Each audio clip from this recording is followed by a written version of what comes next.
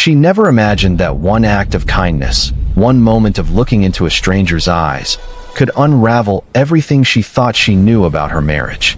Within seconds, the world she'd carefully rebuilt after her husband's death began to crack. A single glance at two newborn faces would expose secrets buried deep, lies whispered in the dark, and a betrayal so profound it would threaten not just her heart, but her entire fortune. Nobody could have guessed what was coming next. A twist that would transform a grieving widow into a woman fighting for truth, justice, and the most unexpected family she'd ever known. This is Nemi's story, where African folktales meet real-life lessons that will change how you see the world. If you're new here, hit that subscribe button right now and help us reach 1,000 subscribers. Your support keeps these stories alive. Now, let's begin. The late afternoon sun cast long shadows across the Williamsburg Bridge as Elena Whitford's black Mercedes glided through the streets of Brooklyn. 6 months had passed since Daniel's sudden heart attack, and grief still clung to her like morning fog. She pressed her fingers against the cool window, watching the city blur past. "Mrs. Whitford, there's someone ahead," Micah Gray, her loyal driver of 15 years, said quietly. Elena leaned forward. Beneath the bridge's concrete pillars, a young woman sat on flattened cardboard boxes, cradling something against her chest. Her clothes were torn, her face streaked with dirt and exhaustion. "Stop the car," Elena said. Micah hesitated. "Ma'am, it might not be." "Please, Micah. Stop." The Mercedes pulled to the curb. Elena stepped out, her designer heels clicking against the pavement. As she approached, the young woman looked up with frightened eyes, instinctively pulling her bundles closer. "Please, I don't want trouble," the woman whispered. "I'm just trying to keep warm." Elena's breath caught. In the woman's arms were two tiny babies, wrapped in threadbare blankets. Their small faces peeked out, eyes closed against the cold November air. "I'm not here to cause trouble," Elena said gently, kneeling beside her. "My name is Elena. What's yours?" "Jade. Jade Carter." "How long have you been out here, Jade?" Jade's voice cracked. 3 weeks. Maybe 4. I lost track. Elena's heart twisted. She'd spent years running charitable foundations, writing checks to homeless shelters, attending galas for worthy causes. But kneeling here on cold concrete, face to face with real suffering, felt entirely different. "These are your babies." Jade nodded, tears spilling down her cheeks. "Born 2 weeks ago, right here under this bridge. A nurse passing by helped me, but she couldn't take us anywhere. No ID, no insurance, nothing." One of the babies stirred, releasing a weak cry. As his eyes fluttered open, Elena's world tilted on its axis. Ice blue, crystalline, unmistakable. The same rare eyes that had captivated her 20 years ago when she'd first met Daniel Whitford at a Columbia University fundraiser. Eyes so unusual that people always commented on them. Daniel used to joke that only 1 in 10 million people had eyes that exact shade. Elena's hand trembled as she reached out. "May I?" Jade hesitated, then carefully passed the baby to her. Elena cradled the infant, staring into those impossibly familiar eyes.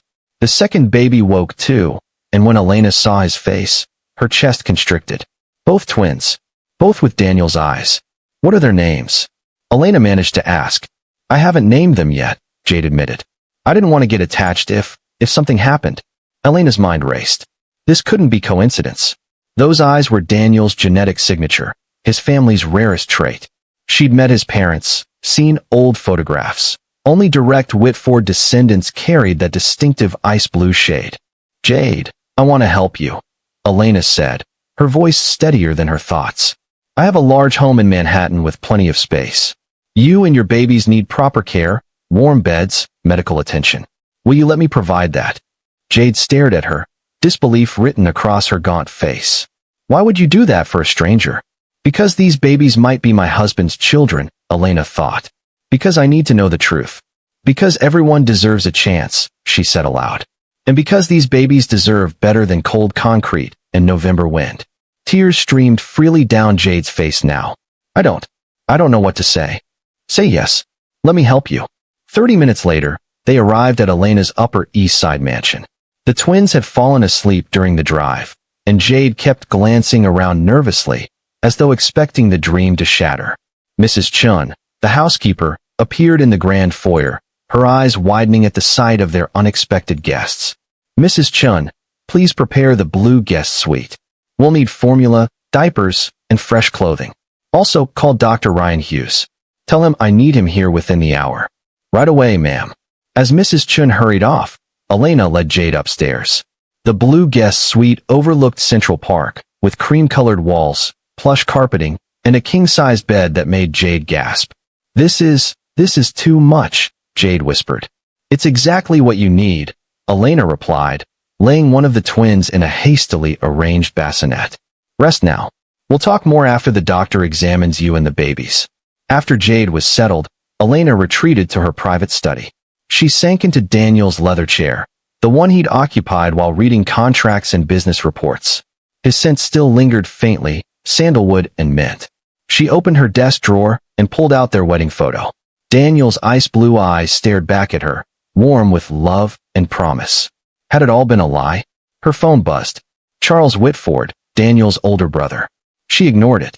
Those babies downstairs carried her husband's eyes. The odds of random chance were astronomically small, which meant Daniel had lived a double life, which meant everything she believed about their marriage was fiction. Elena's hands clenched into fists. She'd find the truth, whatever it cost. Dr. Ryan Hughes arrived within the hour, his medical bag in hand, and concern etched across his face. He'd been the Whitford family physician for 2 decades, delivering news both joyful and devastating. Tonight, he sensed he'd be delivering something that would change everything. "Elena, Mrs. Chun said it was urgent," Ryan said as she met him in the foyer. "Follow me." She led him to the blue guest suite where Jade sat propped against pillows, nursing one of the twins. The young woman's eyes widened with fear when she saw the doctor. "It's all right," Elena assured her. "Dr. Hughes is here to help. He needs to examine you and the babies to make sure everyone is healthy." Ryan set his bag down and smiled warmly at Jade. "I promise I'm gentle. Let's make sure these little ones are thriving." For the next 40 minutes, Ryan conducted thorough examinations. He checked the twins' vitals, examined Jade's post-delivery condition, and took detailed notes. When he finished, he prescribed antibiotics for Jade's mild infection and vitamin supplements for the babies. "They're remarkably healthy considering the circumstances," Ryan told Elena in the hallway. "But they need consistent care, proper nutrition, and warm shelter. You likely saved their lives tonight." Elena nodded, her mind elsewhere. "Ryan, I need you to do something for me. Something confidential." His expression grew serious. "Of course. I need DNA tests. For both twins. Compare their samples against Daniel's genetic profile from his medical records." Ryan's face paled. "Elena, those eyes. I know what I saw. I need confirmation. This could destroy you if—" "I'm already destroyed," Elena interrupted, her voice breaking. "My husband died 6 months ago. Now I'm staring at 2 babies who look exactly like him. I need the truth, Ryan. Please." He squeezed her shoulder gently. "I'll have the results in 72 hours. Discreet and confidential." 3 days felt like 3 years. Elena went through the motions of daily life, managing her foundation work, taking calls from board members, and avoiding Charles Whitford's increasingly aggressive messages. But her mind remained locked on those ice-blue eyes. She spent hours with Jade and the twins, helping with feedings, changing diapers, watching the babies sleep.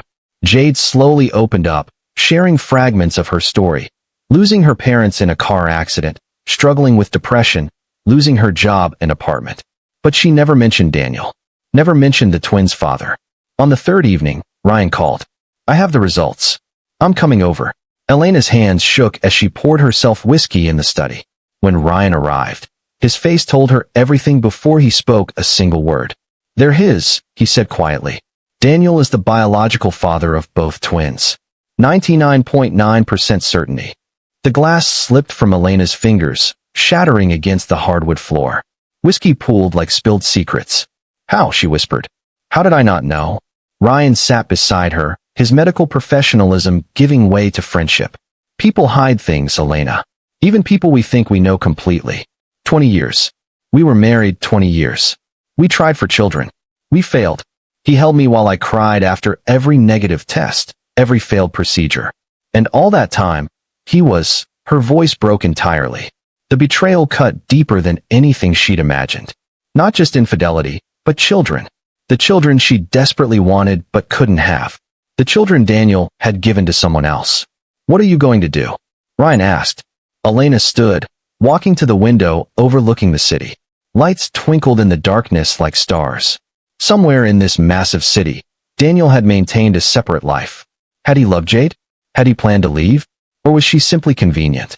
I don't know, Elena admitted. Part of me wants to throw them out. Make Jade tell me everything. Scream at her for sleeping with my husband. And the other part? Elena turned, tears streaming down her face. The other part sees two innocent babies who didn't ask to be born into this mess. Two babies who lost their father before they even took their first breath. Two babies who deserve better than the sins of their parents. Ryan studied her carefully. You're considering keeping them here. Daniel's children are my responsibility now, whether I wanted it this way or not. They're part of his legacy. And maybe, she paused, wiping her eyes. Maybe they're the only good thing that came from whatever darkness he was hiding. That's incredibly compassionate, Elena. But are you sure you can handle having his mistress under your roof? I don't know if Jade even knew he was married. I need to talk to her. I need the whole truth. That night, after the twins were asleep, Elena knocked on Jade's door. The young woman answered wearing a borrowed nightgown, her hair damp from the shower. Can we talk? Elena asked. Jade nodded, gesturing to the small sitting area. They sat across from each other, the weight of unspoken truths heavy between them. I need you to tell me about the twins' father, Elena said gently. Jade's face crumbled. I was afraid you'd ask. His name was Daniel, wasn't it? Jade's head snapped up. How did you? Because Daniel was my husband. And those babies have his eyes. The color drained from Jade's face. She stood abruptly, backing toward the wall. Oh God, I didn't know. I swear I didn't know he was married. Sit down, Jade. Please. Jade collapsed into the chair, sobbing. He told me he was divorced. He said his wife couldn't have children and they'd separated. He was so kind, so attentive. I was lonely and broken, and he made me feel alive again. Elena's chest tightened, but she forced herself to remain calm. How long? 8 months. We met at a coffee shop in Brooklyn. He came every Tuesday and Thursday. Said he worked in real estate investment nearby. We'd talk for hours. Then one day he kissed me, and I fell for him. When did you find out you were pregnant? 4 months in. He seemed happy at first. Said we'd figure it out together. Then he started making excuses, canceling plans. The last time I saw him was 3 months ago. He gave me $5,000 and said he needed space to work things out. I waited. Called. Texted. Nothing. Elena closed her eyes. 3 months ago. July. Right before Daniel's business trip to Singapore. He died 2 weeks after returning. He died, Jade. Heart attack. 6 months ago. Jade's sobs grew louder. I didn't know. I thought he abandoned me. When the money ran out and I couldn't pay rent, I ended up on the streets. I was so angry at him, so hurt. And then the babies came, and I saw their eyes, and all I could think was that they looked just like him. Elena reached across and took Jade's hand. The gesture surprised them both. Those babies are innocent, Elena said softly. You're innocent too, in a way. Daniel lied to both of us. But I'm making a choice right now, Jade. I'm choosing to help you. I'm choosing to give those children the life they deserve. Why? Jade whispered. After everything, why would you help us? Elena thought of Daniel's smile, his laughter, the years of love that now felt tainted. But she also thought of two tiny faces, ice blue eyes blinking up at her with trust and hope. Because holding on to hate will only poison me. And because those babies deserve a chance at life, regardless of how they came into this world. The decision to keep Jade and the twins sparked immediate backlash. Charles Whitford arrived unannounced 3 days later, his face red with fury as he stormed into Elena's study. Have you lost your mind? He shouted, slamming his briefcase onto her desk. Daniel's bastards living in the family mansion? His whores sleeping in our guest rooms. Elena looked up from her paperwork, her expression ice cold. Lower your voice, Charles. And watch your language in my home. Your home. Charles laughed bitterly. This is Whitford property, Daniel's estate. And as executor of his will, I have every right to know why you're harboring people who could potentially claim inheritance. Those babies are Daniel's children. They have rights. They have nothing. Charles spat. They're illegitimate. Born from adultery. No court would grant them a penny of the Whitford fortune. Elena stood, her hands flat against the desk. I'm petitioning for legal guardianship. Once it's granted, those children will be protected under my care. Charles's eyes narrowed dangerously. You're going to adopt them? Daniel's bastards. I'm going to give them the life their father should have provided. Now get out of my house. This isn't over, Elena. The Whitford family won't allow some street woman's children to dilute our bloodline. After Charles left, Elena sank into her chair, trembling. She'd expected resistance, but the venom in his voice chilled her. Charles had always been controlling, obsessed with the family legacy and fortune. Daniel used to joke that his brother counted every dollar like Scrooge counting coins. Over the following weeks, Elena worked with her attorneys to begin the guardianship process. She hired a nanny, Mrs. Torres, to help Jade care for the twins. The babies thrived, growing stronger each day. Jade named them finally, Ethan and Emma, and slowly, cautiously, began to trust the safety Elena provided. But something felt wrong. It started with headaches. Mild at first, easily dismissed as stress. Then came the nausea, the dizziness, the strange metallic taste in her mouth. Elena attributed it to grief, to the emotional toll of recent revelations. You look pale, Micah observed one morning as he drove her to a foundation meeting. I'm fine, just tired. But she wasn't fine. The symptoms worsened. Her hands trembled constantly. Her stomach rejected food. At night, she'd wake drenched in sweat, her heart racing irregularly. Mrs. Chun found her collapsed in the hallway one afternoon, barely conscious. Ryan arrived within minutes, his face grave as he examined her. Elena, your vitals are all wrong. Irregular heartbeat, elevated liver enzymes, signs of systemic toxicity. I'm running comprehensive blood work immediately. 2 days later, Ryan returned with results that made his hands shake as he held the report. Arsenic, he said quietly, closing the study door behind him. Someone's been poisoning you, Elena. Small doses over several weeks. Enough to make you sick, but slow enough that it looked like natural illness. Elena's blood turned to ice. Poisoning? That's impossible. Who would? Her voice trailed off as the pieces fell into place. The headaches started shortly after Jade moved in. The nausea intensified after Charles's visit. Someone in this house wanted her dead. We need to call the police, Ryan insisted. No. Elena's mind raced. Not yet. If someone's trying to kill me, calling the police will only alert them. They'll destroy evidence, flee, or worse, accelerate their plan. Then what do you suggest? Elena stood, pacing the study. I need to know who's behind this. And why. Over the next week, Elena pretended the symptoms were improving while secretly documenting everything. She had samples of her food tested privately. She installed hidden cameras throughout the mansion. And she watched. Jade seemed genuinely caring, helping with Elena's medication, bringing her tea, asking about her health. But Elena noticed small things. How Jade's hands trembled when she served the tea. How her eyes darted nervously toward the door. Then came the phone call that changed everything. Elena was resting in her bedroom when she heard Jade's voice in the hallway, speaking in hushed, urgent tones. I can't keep doing this. Yes, I understand. But she's been good to us. I don't care about the money anymore. Please, there has to be another way. Elena crept to her door, pressing her ear against it. Elliot, I'm scared. What if we get caught? The babies need her. They're thriving here. I know what you said, but... Fine. Fine. I'll do it. But this is the last time. Elena's heart hammered. Elliot, Daniel's cousin. The charming, silver-tongued lawyer who'd always hovered around the family fortune like a vulture circling prey. She immediately called Ryan and Micah to an emergency meeting in her private study, a room she knew contained no cameras and where they could speak freely. Elliot Whitford is behind this, Elena told them, her voice shaking with fury and fear. He's been manipulating Jade, convincing her to poison me. Probably promised her money, security for the twins, something. Micah's jaw clenched. That snake. I never trusted him.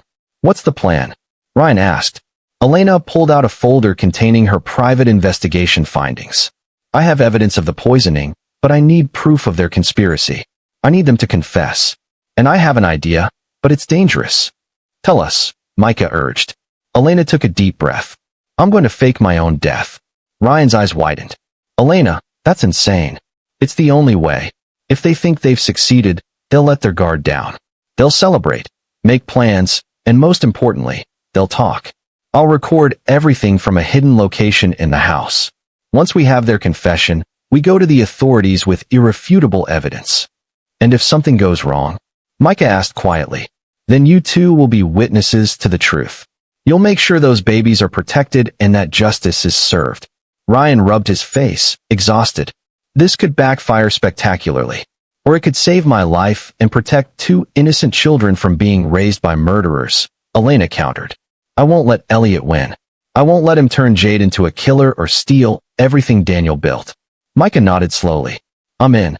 Whatever you need. Ryan sighed. God help us all. I'm in too. They spent the next 3 days planning meticulously. Ryan would administer a drug that simulated death, slowed heartbeat, no detectable pulse, cold skin. Elena would die in her sleep from apparent heart failure, just like Daniel.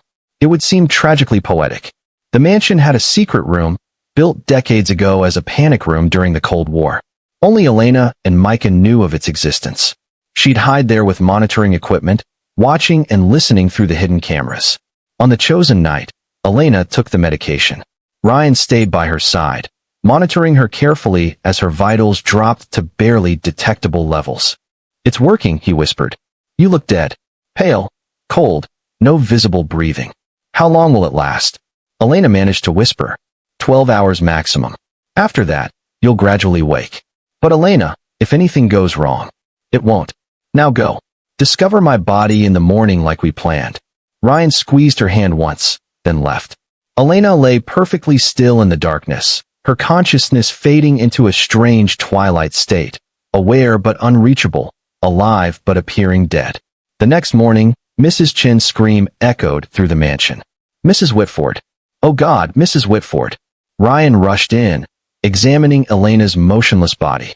He pressed his stethoscope against her chest, checked for a pulse, shone a light in her unresponsive eyes. She's gone, he announced, his voice heavy with practiced grief. Heart failure, just like Daniel. The stress must have been too much. Jade appeared in the doorway, the twins in her arms. Her face went white. No, she whispered. No, no, no. This wasn't supposed to. She caught herself, tears streaming down her face. Within hours, Elliot Whitford arrived, his expression appropriately somber, but his eyes gleaming with triumph. And deep within the mansion's hidden room, Elena watched them all on silent screens, recording every word, every gesture, every damning piece of evidence that would seal their fate. The funeral was scheduled for 3 days later. Elena watched from her hidden room as the mansion transformed into a house of mourning. Black wreaths appeared on doors. Flower arrangements filled the foyer. Guests arrived offering condolences, their faces masks of sympathy. But in the private moments between public grief, the masks slipped. Elena sat before the monitors, headphones on, watching Jade pace nervously in the guest suite while the twins slept. The young woman kept checking her phone, wringing her hands, jumping at every sound. Then came the knock Jade had been waiting for. Elliot Whitford entered without invitation, closing the door softly behind him. He was tall and polished, with Daniel's dark hair, but none of his warmth. His smile was predatory. It's done, he said simply. Jade collapsed onto the bed, sobbing. She's dead. Elena's dead because of us. Because of necessity, Elliot corrected, sitting beside her. And now everything changes. The will stipulates that without direct heirs, the estate passes to Charles as primary beneficiary. But those twins, he gestured toward the sleeping babies, those twins are direct heirs. Illegitimate, yes, but with proper legal maneuvering and DNA evidence, they have a claim. I don't want the money anymore, Jade whispered. Elena was kind to us. She gave us everything when we had nothing. And we killed her. Elliot gripped her chin, forcing her to look at him. Listen carefully. You were living under a bridge with newborns. You were dying. I gave you a way out. I gave those babies a future. By making me a murderer? By making you a survivor. Elliot released her, standing to pour himself whiskey from Elena's private bar. You did what you had to do. Small doses of arsenic in her tea, in her food. Untraceable. Looks like natural causes, just like Daniel's convenient heart attack. Elena's hands clenched in the darkness. Convenient heart attack. Had Elliot killed Daniel too? You killed Daniel, Jade breathed, reading Elena's thoughts through the screen. Oh God, you killed him too, didn't you? Elliot's smile was cold. Daniel was weak. He was going to confess everything to Elena, beg for forgiveness, legitimize your bastards, and split the inheritance. I couldn't allow that. A little something in his medication during that Singapore trip, and nature took its course. You're a monster. I'm a realist. And now, with Elena gone and those twins as Daniel's only children, you become their guardian. And I become your legal advisor, managing their inheritance until they're adults. $50 million, Jade. That's what the Whitford estate is worth. And we'll control every penny. Jade's face was ashen. What about Charles? Charles will contest, of course. But we have DNA evidence, birth certificates, and a tragic story of a dying mother's last wish. No court will deny Daniel's biological children their birthright. And if someone suspects... Elliot laughed. Who? Ryan Hughes signed the death certificate. Mrs. Chun found the body. There's no evidence of foul play. Elena Whitford died of a broken heart, just like everyone expected. He raised his glass in a mock toast. To the late Mrs. Whitford. May she rest in peace while we enjoy her fortune. Elena's vision blurred with fury. Every word was recorded. Every confession captured in crystal clear audio and video. But she needed more. She needed the complete picture. Over the next 2 days, more conversations unfolded. Charles arrived, immediately suspicious, arguing with Elliot about the estate. Mrs. Torres, the nanny, mentioned how Mrs. Whitford's tea always made her drowsy after Jade prepared it. Micah and Ryan played their roles perfectly, grief-stricken and unsuspecting. The funeral was held at St. Patrick's Cathedral. Elena watched the live stream from her hidden room, seeing her own closed casket surrounded by hundreds of mourners. Business associates, foundation board members, society friends, all gathered to say goodbye. Jade stood in the back, holding Ethan and Emma, crying genuine tears of guilt and grief. That night, after everyone left, Elliot and Jade met one final time in the study. Tomorrow we file the paperwork, Elliot said, spreading legal documents across Elena's desk. Guardianship, estate claims, everything. Once you sign these, the process begins. I can't do this, Jade whispered. I can't live with what we've done. You'll learn to live with it. People justify worse for less money. What if I confess? What if I go to the police? Elliot's expression turned dangerous. Then you go to prison for murder. Those twins go into foster care. Everything Elena gave you, the safety, the security, the second chance, disappears.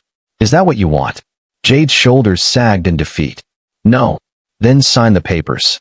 She reached for the pen with trembling hands. Stop. The voice froze them both. They spun toward the doorway where Elena Whitford stood, very much alive, flanked by Ryan, Micah, and 2 NYPD detectives.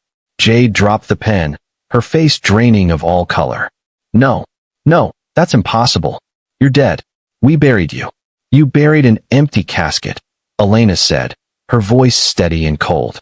I've been watching you, listening, recording every word of your confession. Elliot bolted for the door, but Micah blocked his path. The detectives moved forward, handcuffs ready.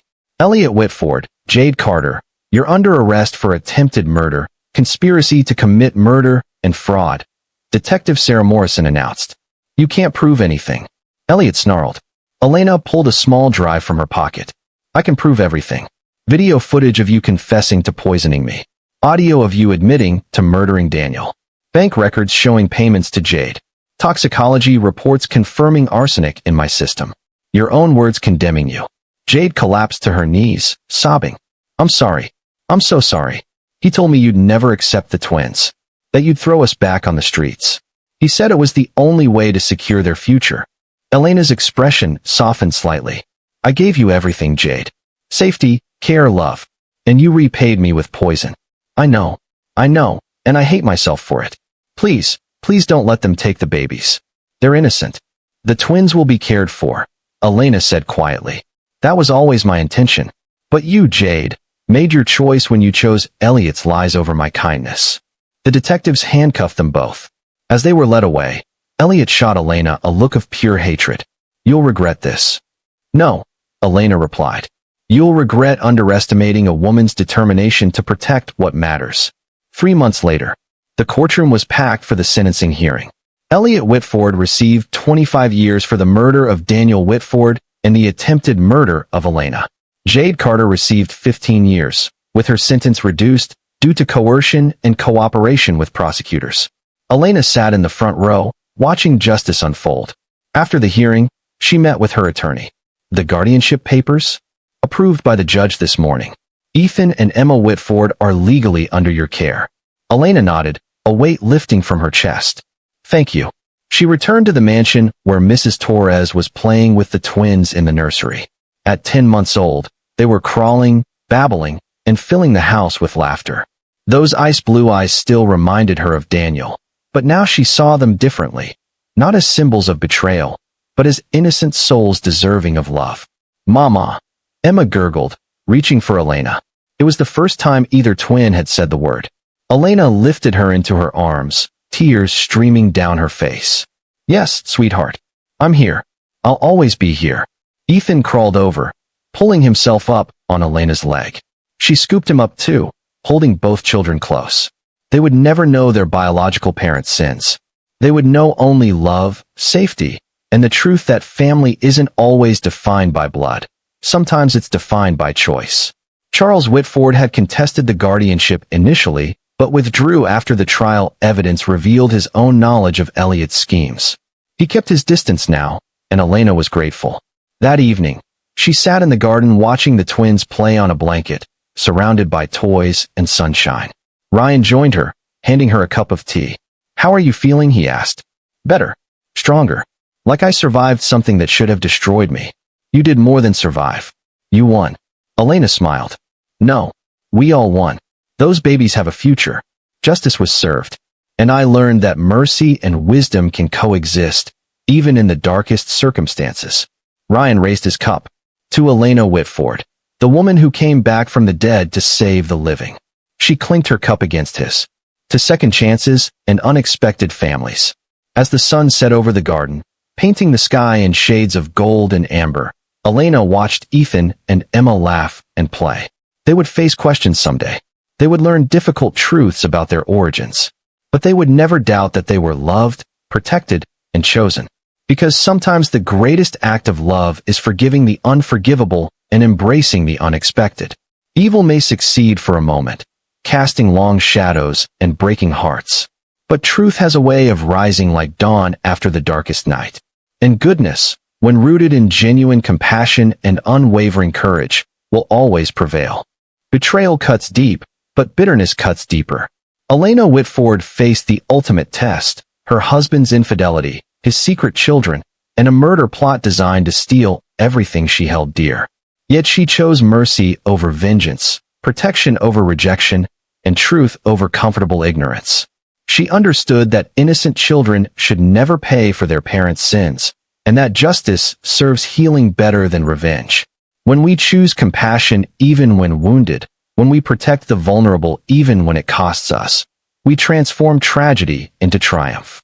Evil may win battles, but goodness wins wars. Let Elena's story remind you that your response to betrayal defines your character more than the betrayal itself. If this story touched your heart, hit that like button right now. Subscribe to Nemi's story and join our family working toward 1,000 subscribers. Share this with someone who needs to hear that mercy is strength, not weakness. Drop a comment below telling us what you would have done in Elena's situation. And remember, your support keeps these powerful stories alive. Until next time, choose compassion, seek truth, and never underestimate the power of love to heal even the deepest wounds.